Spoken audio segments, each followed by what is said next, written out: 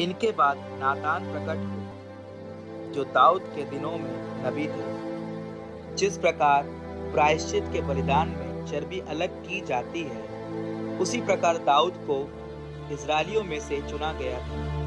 वह सिंहों के साथ खेलते थे, मानो वे बकरी के बच्चे हों, और भालुओं के साथ खेलते थे, मानो वे छोटे मेमने हों।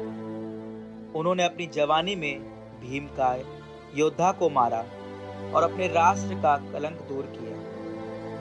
उन्होंने हाथ से ढेलबाज का पत्थर मारा और गोलियत का घमंड चूर चूर कर दिया, क्योंकि उन्होंने सर्वोच्च प्रभु से प्रार्थना की और उसने उनके दाहिने हाथ को शक्ति प्रदान की, जिससे वह बलवान योद्धा को पछाड़कर अपनी प्रजा को शक्तिशाली बना सके। इसलिए लोगों ने उन्हें 10,000 का विजेता घोषित किया। ईश्वर के आशीर्वाद के कारण उनकी स्तुति की और उन्हें महिमा का मुकुट पहनाया, क्योंकि उन्होंने चारों ओर के शत्रुओं को पराजित किया और अपनी फिलिस्तीनी विरोधियों का सर्वनाश किया। उन्होंने सदा के लिए उनकी शक्ति समाप्त कर दी। वह अपने सब कार्यों में धन्यवाद देते हुए परम पावन सर्वोच्च ईश्वर की स्तुति करते रहे। वह अपने सृष्टिकर्ता के प्रति अपना प्रेम प्रकट करने के लिए सारे हृदय से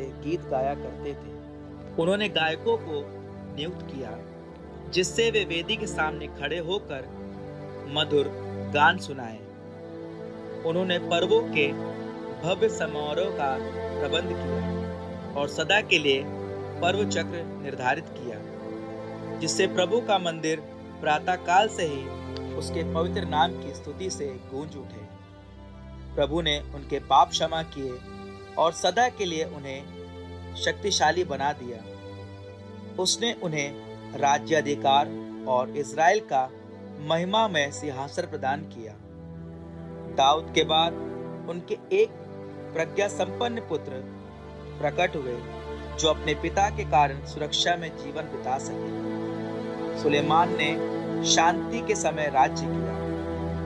ईश्वर ने उन्हें सब ओर से शांति प्रदान की, जिससे वे उनके नाम पर भवन बनवाएं और सदा के लिए एक मंदिर की स्थापना करें। आप अपनी युवावस्था में कितने प्रज्ञा संपन्न थे और नदी की तरह विवेक से भरपूर।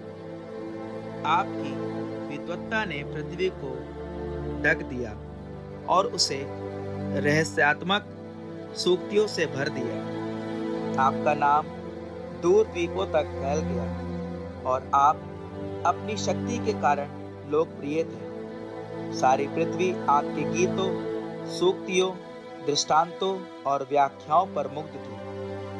आपने प्रभु ईश्वर के नाम पर, जो इस्राएल का ईश्वर कहलाता है, रांगे की तरह सोने का और शीशे की तरह चांदी का ढेर लगाया।